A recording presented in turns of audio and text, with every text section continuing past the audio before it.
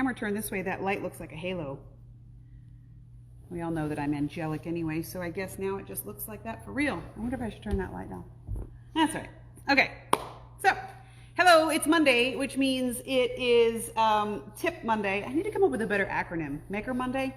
Maybe we need to come up with a better acronym for Monday's videos, but we'll have to do that Sunday. We are doing backings today. So one of the most common answers that we give for people in the shop is, how much fabric do I need for backing?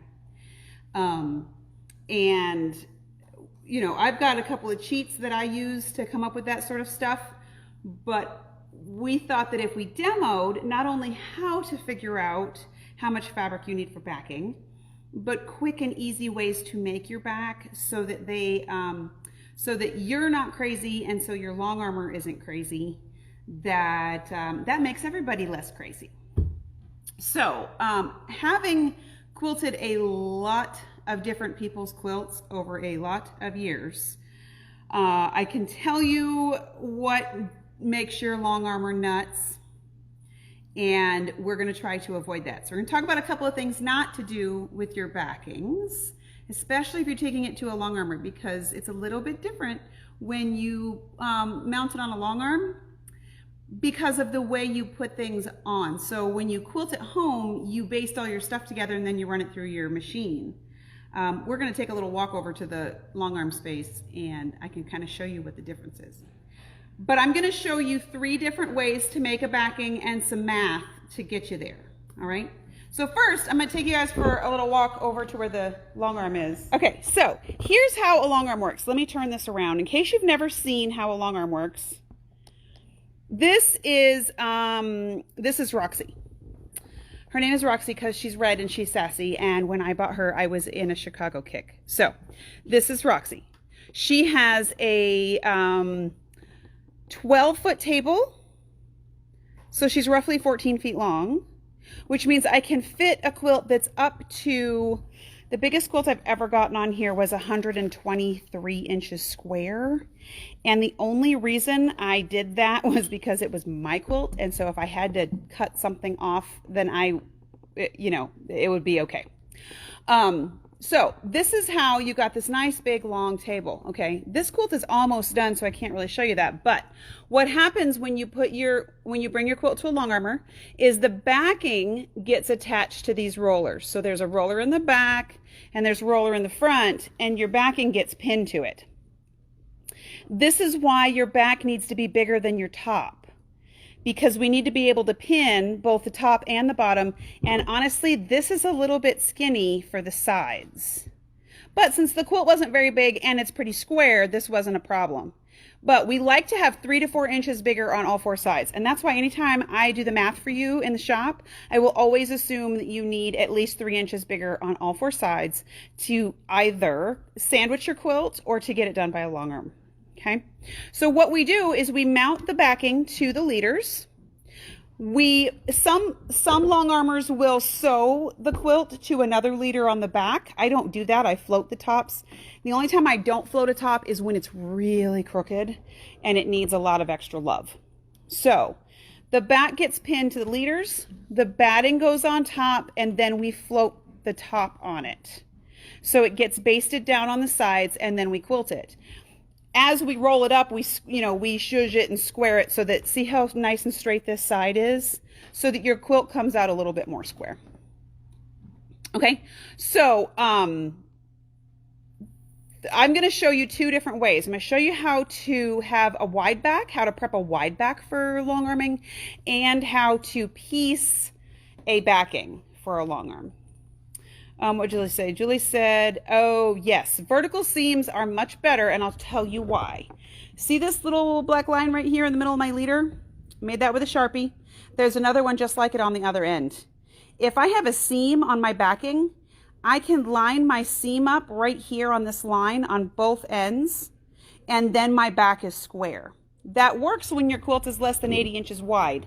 You got to do a couple of other things if it's wider than that. But yeah, we're going to talk about the bump too there, Julie. Rowan, I do like spray basting if you are going to quilt it. If I am going to quilt it, I don't like that because I put it on my machine in 3 different pieces. So if you are going to spray baste a quilt, here's my suggestions about spray basting. 1, I prefer 505 spray over some of the other brands for a couple of reasons. It's not as noxious, so you can spray it inside and it doesn't make you want to gag. My hot tip for using spray based is it doesn't need to be like 80s hairspray. It does need to be like hairspray, but not like 80s hairspray.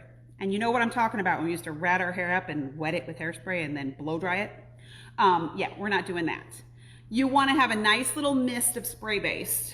And then when you put your quilt together, you're going to put a nice baste on your backing, a nice baste on your batting, and then you're going to layer all your pieces together. What I'll do with that too is I also use the magnets. So I'll spray baste it and then I'll use the magnets to hold it till it's dry. It doesn't take that long to dry. And then over time, the spray baste will dissipate and then it'll wash out when you quilt it. But you don't want to have so much spray baste on there that you can't pull the pieces apart. You want to still be able to pull them apart. Think of it like a really sticky Post-it note, not like super glue. Okay? No Aquanet. Not 80s hairspray. Nope, none of that.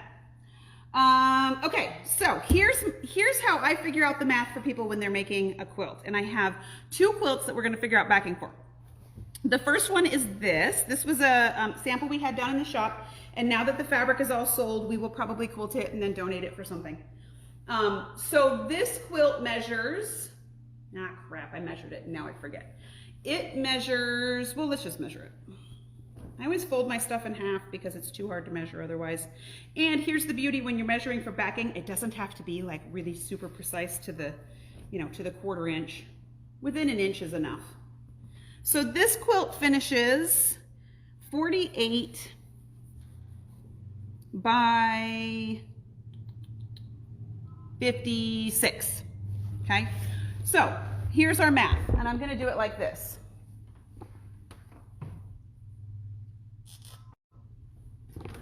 So our top is, what did I say, Rebecca? 48 by 56. Okay. And I know this is probably backwards because Facebook doesn't flip the image for me. It is. It's backward. Well, you'll have to use your imagination. I can't write backwards. I'm not that good. Since both of these numbers are less than 80 inches, okay, I'm going to assume that this is going to be my width because your fabric is about 42 usable inches wide. And if you have 2 sections of 42 inches wide, you're going to end up with about 84. But keep in mind that that's fluctuates. So I always stick with the number 80, and anything that's less than 80 will work with this technique, okay? So since they're both less than 80 and I don't want to waste fabric, we're going to assume that this is our 80-inch wide. So this 56 is our 80-inch wide, which means now we need to take this number, which is 48. So our quilt is going to be 48 inches long. We're going to assume that we want 3 inches top and bottom for quilting. Okay, so if we have 48 plus 6 is going to be 54 inches. Okay, now I need 2 pieces of fabric to get both panels. So I'm going to multiply this by 2, which is 108. This is how many inches of backing I need, total yardage. So if I divide this by 36, I'm going to end up with the number 3. Here's my magic number. I didn't even realize that math was going to come out so easy. I need 3 yards of fabric. Being that this is the magic of TV, I already have 3 yards of fabric sitting over here. Okay. So since we only want to make 1 seam. Okay. Here's a couple of reasons why I like to do it this way, and a couple of tips that make this technique work. Pick fabric for your back that is busy. It doesn't get much busier than this, and I thought this went really well with that sort of Asian or that sort of African print on the front. It doesn't get much busier. And also pick fabric that is not directional. If you want to do this technique, you'll have to change it just a little bit, but if your fabric is not directional, this will work every time, and your Longarmer will appreciate you. So, assuming that since this quilt is less than 80 inches, and I have 3 yards of fabric here, I'm going to take my 3 yards of fabric. Let me step back so you can see the whole thing here. I know I'm probably making you guys see something here. So I've got my 3 yards of fabric. Here's where everybody gets messed up. I don't care how good you are at measuring. If you try to measure this out and cut the pieces that you need, it's always going to be crooked. It's always going to be wrong. So I've got 3 yards of fabric. I'm going to take my fabric and line up my selvage ends, and it doesn't matter which side it is. So here's my selvage end all the way across my quilt. Now I didn't cut this because again, I've never been able to measure out my backing and it line up just right, and I don't want to waste fabric. Even if I have extra fabric for my back, I still would rather have it in my scrap bin than in the trash bin. Okay, so I'm going to line up my selvage end. You just line up your raw edges on one side, and I'm going to match my selvage all the way down to the fold. Okay, I'm not going to cut this fold yet. I'm going to leave it on there. And I know this feels weird, but just go with me, okay? Next, what I'm going to do, and you notice I didn't cut my selvage out. I know that makes everybody itchy too, but it'll be okay. So I'm going to leave my selvage in for a couple of reasons. One, I want to have a really wide seam allowance. So Julie mentioned about having a big lump in your quilt. If you do it like this, you will get less of a lump, okay? Oh, I forgot to thread my machine. It helps if you put thread in the machine. So I have my selvage lined up. I'm gonna leave it in there, but I'm gonna use the edge of my foot as my guide. So I'm gonna run the foot right down the edge of my selvage. This is for a couple of reasons. One, I don't want this to show, I don't want the ugly selvage to show on my backing. So if I use my foot and I use the edge, I know for sure I'm not going to get any of this ugliness in there, okay? Now I'm just going to sew, and I want to have at least an inch seam allowance on my backing. I know that seems weird too, but you'll see why in a minute. We are just going to sew all the way down to the very bottom. And remember, we didn't cut that fold off.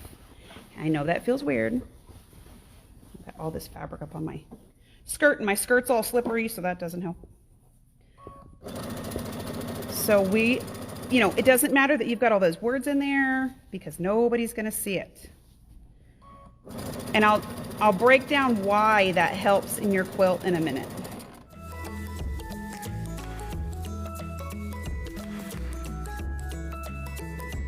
So we are going to make sure that when you get to the end over here, you have the fold pulled taut, because you don't want to have any puckers in there, because a puckery back is no fun. We are just going to sew right off the edge here, okay? And don't worry about tying it off or anything, because we're going to cut this, okay? So there's the extent of our sewing. So now we have this seam. On one end you have raw edges, and on one end you have a fold.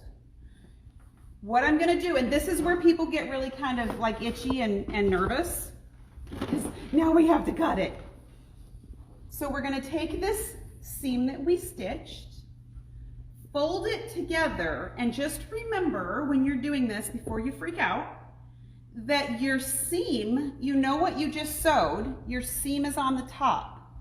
All the ugly bits are in one hand, whichever hand you are, if you're right-handed or left-handed. All your ugly bits are in one hand. So you have 2 raw seams and a fold. Now, most of us don't have a table big enough to cut 44 inches wide. So I'm going to take this piece of fabric and I'm just going to fold it over on my cutting table. Now, here's where it matters. You want to make sure that when it's folded out on your table, your seam that you made is here, and this side should have all folds, and it should be straight, okay? That side should be all folds. This side, I'm going to flip it so Steve can see it. This side, you should have some raw edges and some folds. If all you see is folds, please don't cut that. Don't cut that and then call me and say you messed me up, okay? So now what I'm gonna do is I wanna take my really long ruler and I'm gonna take and slide it over to where the smallest bit of my fabric is. I'm gonna line up my ruler line on the fold just like you would anything else you're gonna cut. Okay, so there my ruler line is matched up with my fold. And then I'm gonna cut through all the messy edges on the side. Okay, so all I have wasted is this much fabric. That's it. And what I have is a really square backing. Now, here's the other reason that your Longarmer is going to love you for this. One, if you could see some of the backings that I have taken in, it's like scraps of all different things, and they're all sewn together. Some are on the bias, some are on the straight, some are triangles. So there's just bias gone wild on the back. And there is no way for me to see what the long arm is doing on the back to get around the bias. So if you like to patchwork your backs, and I'm not saying you shouldn't, because I like to use my leftover blocks and stuff on my backing, try to be very, very mindful that you're sewing your straight of grain straight on the back so that your long armor doesn't freak out by that, because what happens is on the back of the quilt, as it's being quilted, the bias shifts and it moves, and then you end up with puckers, and then neither one of us is happy. All right, so if you have sewn these pieces together like this, you have a nice straight piece, but now you have this giant seam allowance, which I know is weird. I know it freaks you out, but it's okay. What we're gonna do with this giant seam allowance is open it up, take it to your cutting board, and I know that we normally press to one side, we normally have a 1/4 inch seam allowance. We are breaking all the quilting rules on this technique on this backing, but you'll see why in a second. So earlier in the demo, Julie made a point about not having a horizontal seam and not pressing your stuff to one side, because what happens is now if you take this to your long armor and she puts this on the rack, and then when you have quilted a section and then he's done quilting the section and so he rolls it up, this will roll up underneath and it will make a little fold. So two things, when you take this to the long armor, one, they're going to use this seam to center it on your back. And if you have this giant seam allowance and you press this puppy open, what happens is as you're quilting this piece, of course I didn't turn the iron on. I mean, why would I turn the iron on before a demo? Doesn't really matter. What happens is, one, you get this really nice flat seam on the back, but now the fullness of your seam is dispersed over this like 2.5 inch space. So as the long arm goes over that section, it disperses the fullness, and when you flip it over, you can't even feel that bump on the back, okay? It just lays so perfectly nice. There we go. Now she's cooking with steam. Okay, so see how nice and smooth that is? This is how smooth it's going to be when it goes on the long arm. And if it's mounted on from this end and everything is laid down, as you roll the quilt, you can make sure that this seam is open. As you know, as the long armor, I will make sure that that seam is open as I'm rolling it around. Okay, so that is how you make a backing for any quilt that is smaller, 80 inches or smaller. If you have a quilt that's 80 inches or bigger, that's where it gets a little bit hairier. Let's say we have a quilt that's 120 by 120, because that's about as big as you're going to get for a king size quilt. Okay, make sure I throw that away. So if we have 120 inches by 120 inches, you know you're going to need 3 widths of fabric. So 3, and again, we work with that 40 number because then you don't have to worry about the selvages and it gives you a little bit of buffer room. So 120 divided by 40 is 3.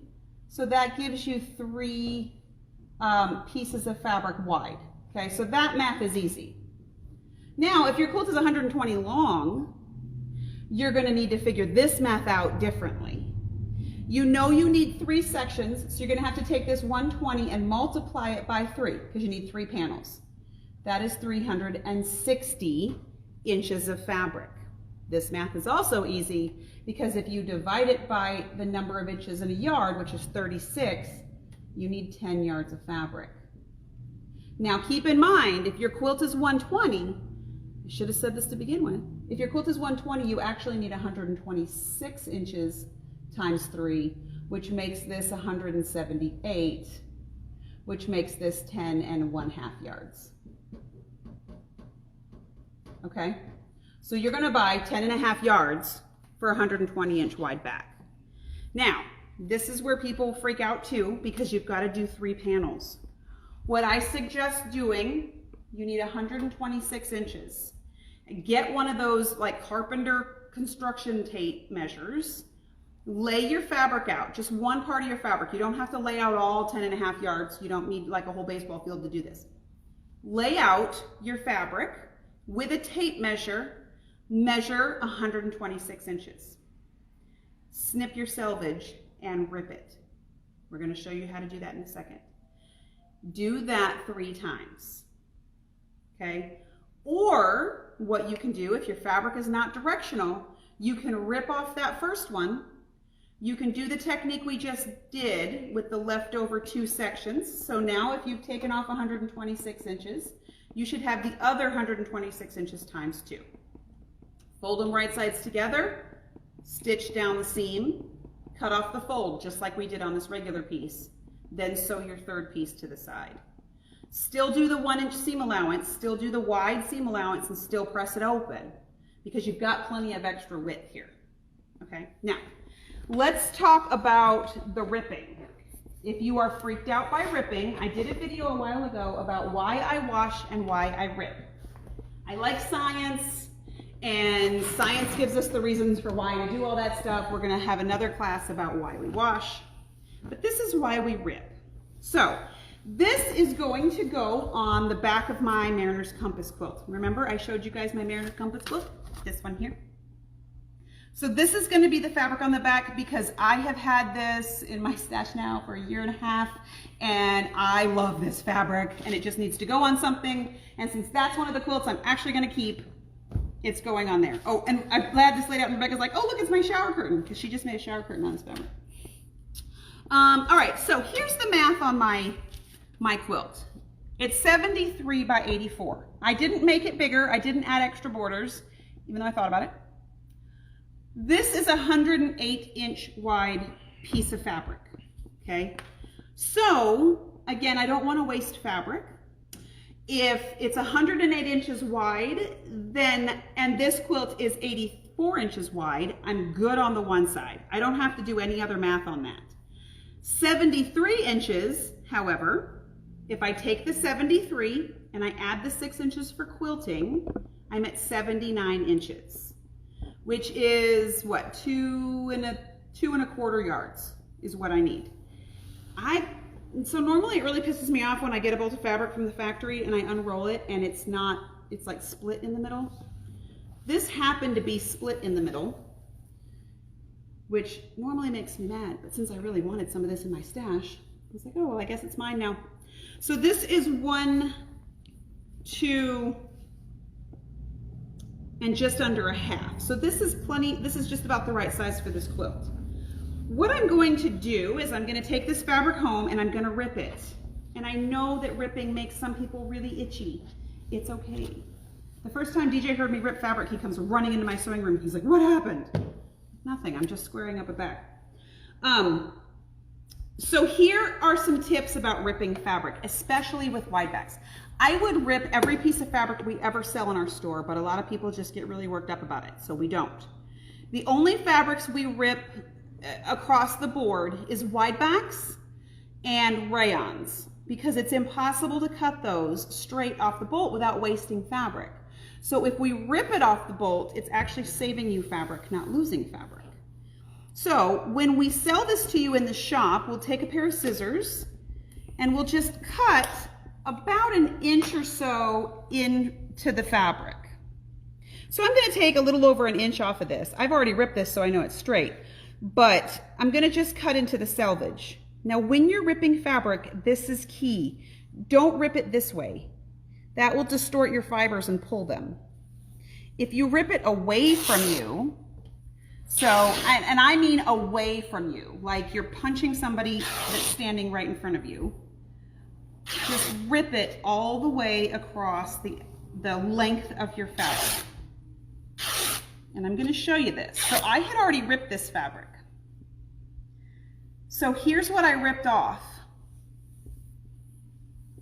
This is one end and this is the other end. And this is how straight your fabric is when you rip it. I know it looks straight when you cut it off the bolt, but it's not. This is how straight your fabric is when you rip it.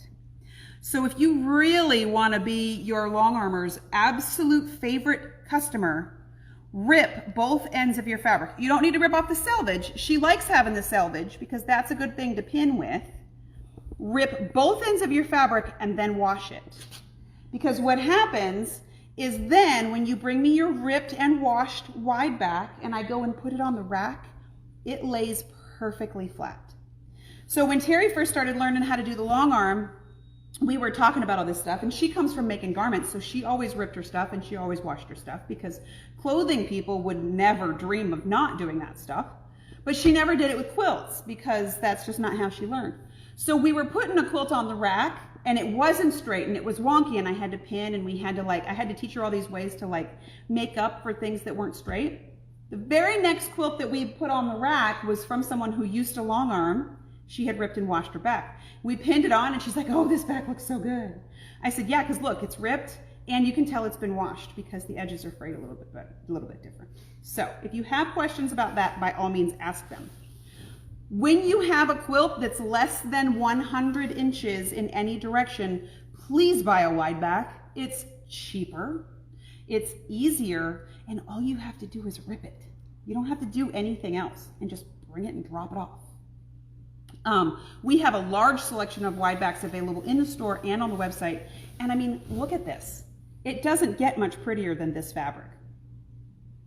So that's what I suggest. If you have a quilt that's less than 80 inches, do one seam. If you have a quilt that's less than 100 inches, get a wide back. If you have a quilt that's bigger than 100 inches, either get a wide back and add a piece of fabric, or do the math with the 3 pieces. Okay, but either way, ripping is good. And a wide seam allowance pressed open is even better. Okay, that's what I have to talk to you about backings. All right, so let's talk about questions. And I can only see the last 2 questions. So, that's probably all there is. Okay, so let's see. How do you do this with Cuddle or Minky? Okay, so Brooke, you're gonna love Wednesday's sale. It's all Minky fabric. Minky is 60 inches wide. So if you have a baby quilt, most of the time you don't have to do anything. You can't rip Minky because it's polyester, so it's not gonna rip. But it also doesn't, the Minky that I carry also doesn't really stretch. So as long as you leave the selvages on, because when I put Minky on the long arm, I pin it with the selvage ends because there's less stretch that direction than the other direction. Minky also comes in some 90-inch wide. If you need to seam Minky, so if you want to do a big backing and you need to seam it, obviously the math is going to be a little bit different because it's 60 inches wide instead of 40, but still do the wide seam allowance. Still do like the 1-inch seam allowance, and then this is where that 505 spray comes in really good. Just run some 505 spray behind that seam that you made and then glue that down. So you're gonna have a little bit thicker seam on that just because it's fluffy, but if you just take some 505 spray and glue that down, when you quilt it or when you have it quilted, then the seam can't pop back up. But Shannon Cuddle, the Minky that they make stretches very little, and so it quilts beautifully. So I don't think that's really a problem. Let's see, if you have a quilt that's 120 by 120 and 126 for the length, how much do you need for the width? The width comes from the 3 sections that are 40, 42-ish. So that gives you enough there because your fabric is really, you really have 42 inches to work with. So that gives you the 126. As long as you just, you know, you have like your seam allowance plus a 1/4 inch, that gives you just about the right size. Okay. Is that it? That's all you guys asked? Nice. Look at that. Okay, so as far as tips and tools and stuff like that that you really need for this technique, there's not a bunch. Besides, like we talked about the 505 spray, having a good long 24-inch ruler is really helpful, and a good sharp blade. You don't want to be hacking away at this. But honestly, I can't tell you, you know, a huge part of my job is just figuring out how much fabric people need for the back. And that math freaks people out, I think, because it's such a large surface area. And then we get all weirded out by how wide and how long, and it's, you know, it's a surface area thing. So that math really does help. If a quilt is less than 80 inches, I automatically take the smaller measurement, usually the width, add 6 inches, multiply it by 2, and then divide that by 36. And that gives you the number of yards. Okay? So I hope that you guys aren't freaked out by backing. I hope that you try this technique. I think you'll really like it. Even if you're not gonna have it long armed, even if you're gonna quilt your own quilt, I think you'll really like you'll notice how much less you feel that seam on the back of your quilt. All right, so that's what I have for today's demo. Like I said, Wednesday's sale is going to be all Minky fabric, and I also have some really fun other little stuff that's been made with Minky. So for piecing a back, do you cut the width lengthwise or the width of the fabric? You don't cut it until after you piece it. So if you're sewing along the selvage, you're going to leave your selvage in, so you're going to sew along the selvage, you're going to cut the width of the fabric, but you're going to cut it before you press it open. Okay.